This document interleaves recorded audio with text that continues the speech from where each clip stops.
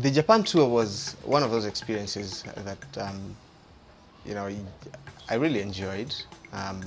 We went to different places, of course, and based on the number of activities that we did, talk about performances, talk about the cultural experience, talk about the food, talk about the interaction that they had with the other students and the people in Japan.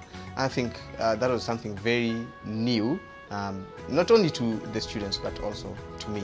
Biggest performance we had, they were all of a sudden put in this university grand hall which can accommodate 1,000 audience, and at first they were so scared and they didn't know what to do, and they found all these university and high school students, they were like much better instrumentalists than them, so they really freaked out, and they were not like their usual selves. They were like quiet, and then they were polite and everything, but then when the stage started and they were told to just have fun, enjoy, now they put on their lessons, African shukas, and then they went and danced and danced and danced, and that brought to Japanese people, that brought something different, completely different, that they didn't have in their culture.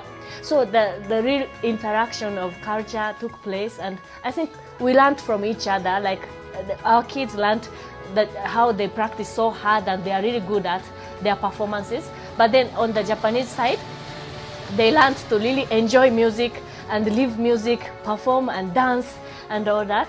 Yeah, so I think it was really good performance that we had.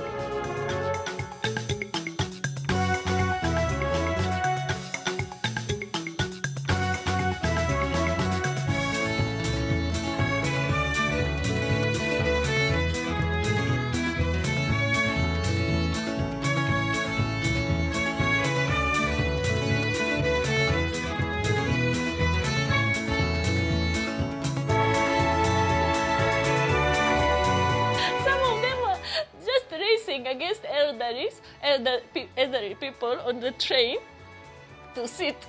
There was this shopping mall that was across the road from across the railway from our accommodation, and they went there, and then they were so impressed. They were like, it was just one of the local shopping mall that is not like particularly big or anything, but then to them it was like the biggest shopping mall that they would ever see in life, and they said, this is bigger than the biggest shopping mall in Africa. So they started taking group photos.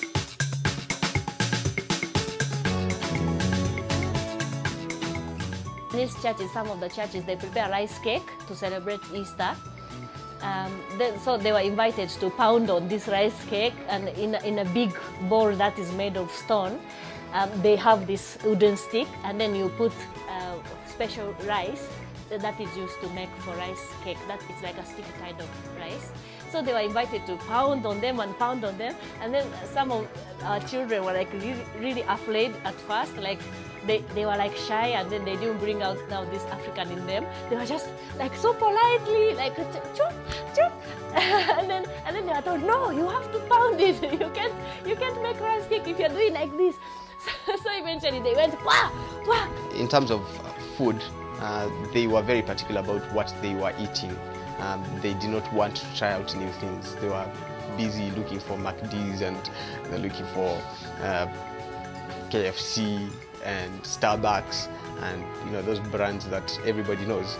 But then, interesting enough, towards the end, they learned to accommodate the culture, the meals, and even the use of chopsticks.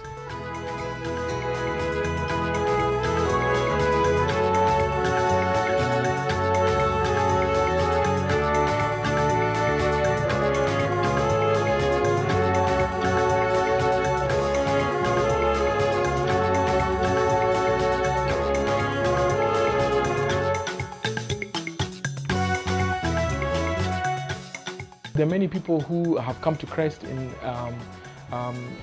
over at the tour, and I remember one lady was so thankful that we were able to share with them and tell them that they did not come by chance. They were not just something that was